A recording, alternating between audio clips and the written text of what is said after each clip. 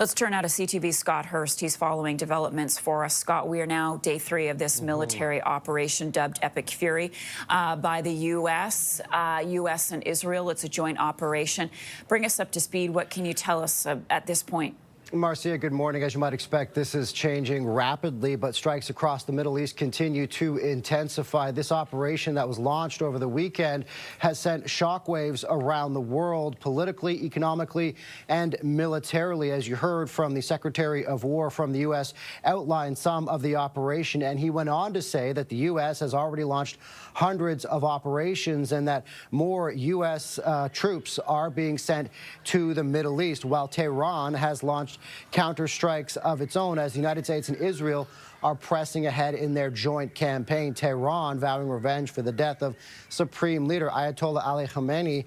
But as the bombardment continues back and forth, the conflict is widening beyond the U.S., Israel, and Iran. The hostilities expanding on multiple fronts. Iran-supported militant groups in Iraq and Lebanon have claimed counterstrikes as well, including Iran-backed Hezbollah in Lebanon firing missiles at Israel. This fallout really being felt right around the world, from canceled flights on one hand to protests around the globe, including here in Canada, to suspended shipping and the impact it's having on stock markets and oil prices as well. But as we heard from the Secretary of War from the U.S., this is an operation that is continuing to target Iran, its missile capabilities, targeting its Navy, and of course targeting its ability to ever have a nuclear weapon. Marcia?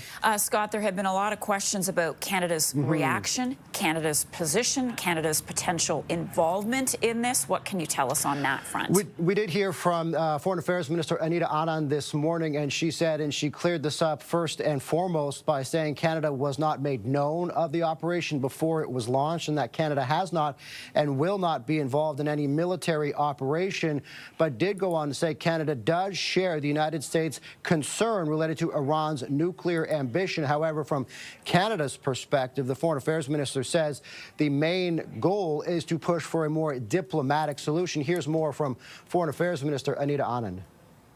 The conversations that I've had in that vein have yielded differing responses. Some countries believe that a diplomatic solution is not possible at this time. Others want to work as quickly as possible to ensure diplomacy becomes the next phase of this horrific situation. And Marcia, more to that in a joint statement from the Foreign Affairs Minister and the Prime Minister. It does say that Canada stands with the Iranian people, but Canada does support the United States acting to prevent Iran from obtaining a nuclear weapon. Marcia. Scott Hurst for us. Scott, keep us posted on developments. Thank you for that.